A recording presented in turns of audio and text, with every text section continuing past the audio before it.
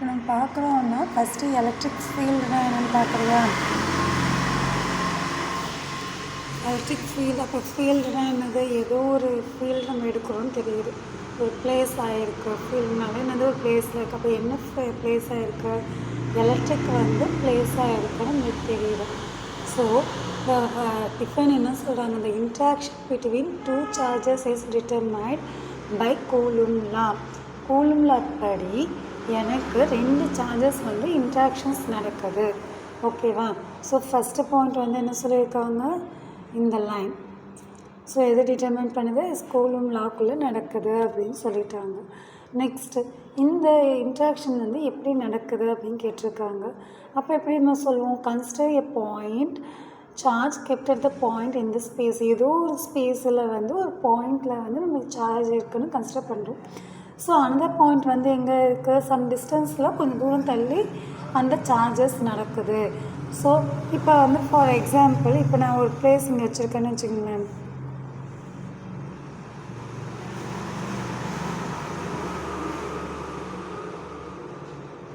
எனக்கு இங்கே ஒரு பிளேஸ் ஆகிருக்கு.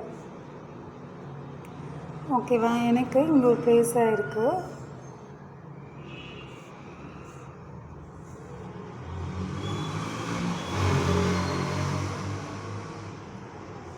இங்கே ஒரு சார்ஜ் இருக்குது. எனக்கு இங்கே ஒரு சார்ஜ் இருக்குதுன்னு வச்சுக்கோங்க.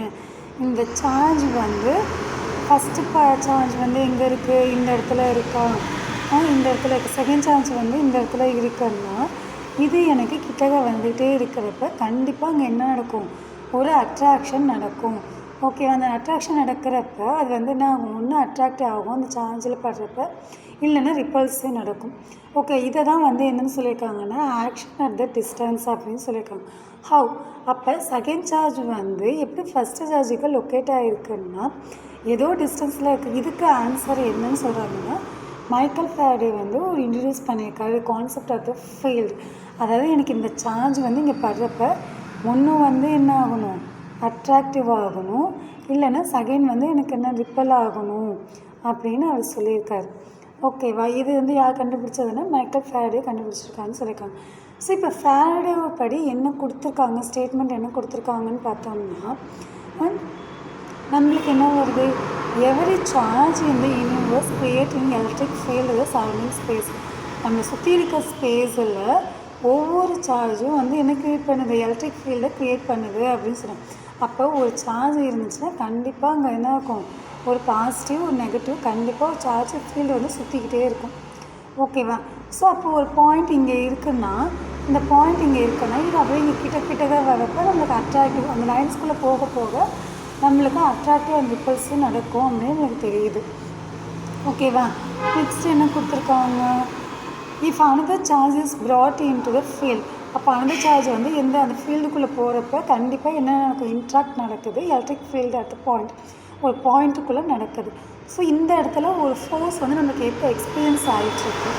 ஸோ இதை தான் ரீகால் பண்ணுறது எப்படின்னா 2 மாசஸ் வச்சு நம்ம ஆல்ரெடி +1 வால்யூம் 2 6th யூனிட்டில் கிராவிடேஷனல் ஃபீல்டுன்னு நம்மளுக்கு ஒன்று காட்டுவாங்க. ஓகேவா? எங்கே இருக்குது? கிராவிடேஷனல் ஃபீல்டுன்னு நம்ம ஆல்ரெடி படிச்சிருக்கோம். அந்த கண்டிப்பாக ஒரு புவியீர்ப்பு விசையினால தான் அந்த ஈர்ப்புனால தான் அங்கே என்னது 2 மாசஸ்க்குள்ளேயே ஒரு இன்ட்ராக்ஷன் நடக்கிறப்ப கண்டிப்பாக எலக்ட்ரிக்கல் ஃபோர்ஸ்லேயும் நம்ம நான் கான்டாக்ட் ஃபோர்ஸ், அதாவது எலக்ட்ரிக்கல் ஃபோர்ஸ் அண்டு நான் கான்டாக்ட் ஃபோர்ஸில் கண்டிப்பாக எலக்ட்ரிக் ஃபீல்டு ரெக்வயர் ஆகிருக்கு. என்னது? ஒரு டிஸ்டன்ஸில். ஓகேவா? இப்போ இங்கே ஒரு சார்ஜ் இருக்குன்னா இங்கேயும் ஒரு சார்ஜ் இருக்குன்னா கண்டிப்பாக இந்த ஒரு டிஸ்டன்ஸில் இதை தான் என்னன்னு சொல்லுவாங்க எப்சிலான். அப்போ இங்கே ஒரு டிஸ்டன்ஸ் நடக்குது. தட் இஸ் இது க்யூனா இது க்யூ நாட் அப்படின்னு நம்ம சொல்லுவோம். ஓகேவா? நெக்ஸ்ட் என்ன கொடுத்துருக்காங்க? கன்சிடர் பண்ண சொல்கிறாங்க. என்ன பண்ணுறாங்க? க்யூன்னு ஒரு பாயிண்ட் சார்ஜ் கன்சிடர் பண்ண சொல்லியிருக்காங்க. லொக்கேட்டட் பாயிண்ட்ஸ் எனி ஸ்பேஸில். ஸோ அந்த பாயிண்ட் என்னது? க்யூ நாட்னு போட்டுருக்கு. இப்போ நான் வரைஞ்சி காட்டுறேன் அந்த மாதிரி. Is placed at the some point P. So இப்போ என்ன நம்ம ஒரு பீன்னு எடுத்துக்கணும்னு வச்சுக்கேன். அப்போ அந்த இதில் என்ன சொல்கிறோம்? அந்த டிஸ்டன்ஸ் ஆறுன்னு சொல்கிறப்ப அந்த பீலேருந்து அப்போ இங்கே எனக்கு இப்போ இதுதான் க்யூன்னு வச்சுக்கிறேன். க்யூனா இந்த டிஸ்டன்ஸ் நான் பீன்னு எடுத்துக்கிறேன். ஸோ இந்த டிஸ்டன்ஸ் எனக்கு 6 அப்படின்னு நான் சொல்லிட்டேன். நான் இதுதான் இந்த பாயிண்டில் வந்து சொல்ல வராங்க. ஸோ அப்போ எலக்ட்ரோஸ்டாட்டிக் ஃபோர்ஸ் படி எனக்கு Q நாட்லேருந்து Qக்கு வந்து போகுது. அப்போ Q நாட்லேருந்து எனக்கு இங்கே Qக்கு போகுது. ஓகேவா? ஸோ இது வந்து என்ன அக்கார்டிங் டு த கூலும் லா. நம்மளுக்கு ஆல்ரெடி என்ன தெரியும், கூலும் லாவோட ஃபார்முலா தெரியும். அதை சப்ஸ்டியூட் பண்ணுறப்ப எனக்கு Q நாட் R² ஆகுது. இங்கே கேக்கு வந்து என்ன பண்ணுறாங்க 1/4πε0 நம்ம சப்ஸ்டியூட் பண்ணுறோம். ஸோ இப்போ இங்கே சப்ஸ்டியூட் பண்ணுறப்ப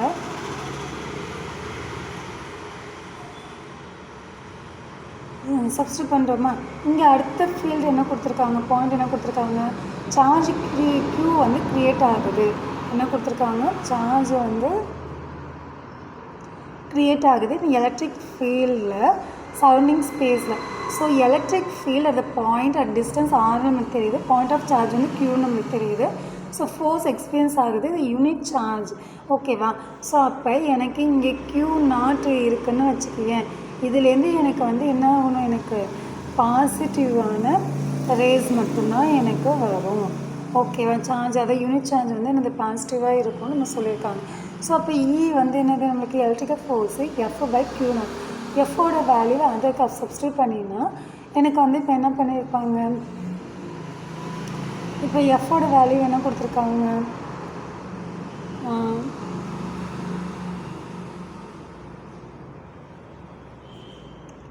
எஃபோட வேல்யூ என்ன கொடுத்துருக்காங்க, கேன்னு கொடுத்துருக்காங்களா. Q not divided by R² R cap அப்படின்னு சொல்லியாச்சா. இங்கே ஆல்ரெடி என்ன இருக்குது, Q நாட். எனக்கு இந்த Q நாட்டு கேன்சல் ஆகிடும்.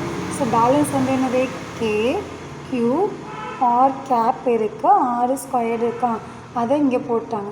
கீயோட வேல்யூ என்ன நம்மளுக்கு தெரியும், 1/4πε0. அந்த வேல்யூ சப்ஸ்டியூட் பண்ணால் நம்மளுக்கு Q மட்டும்தான் கொடுக்கணும். ஸோ இப்போ இங்கே வந்து என்ன கொடுத்துருக்காங்க, here R is a unit vector. So R வந்து என்னது யூனிட் வெக்டார்னு சொல்லுவாங்க. பாயிண்டிங் வந்து என்னது Qலேருந்து அந்த பாயிண்ட் ஆஃப் இன்ட்ரெஸ்ட் ஒரு பாயிண்ட் நம்ம செட் பண்ணியிருந்தோம் தெரியுமா, Pன்னு, அது வரைக்கும் உள்ள வெக்டார் யூனிட் வந்து Rன்னு சொல்லியிருக்காங்க. ஸோ எனக்கு வந்து எலக்ட்ரிக் ஃபீல்டு வந்து வெக்டார் குவான்டிட்டியில் அது மூவ் ஆகுது. தட் இஸ் யூனிட் வந்து என்னது எனக்கு கொடுத்துருக்காங்க, Newton/Coulomb நம்ம சொல்லிட்டாங்க. ஓகேவா? கான்செப்ட் புரியுதாங்க?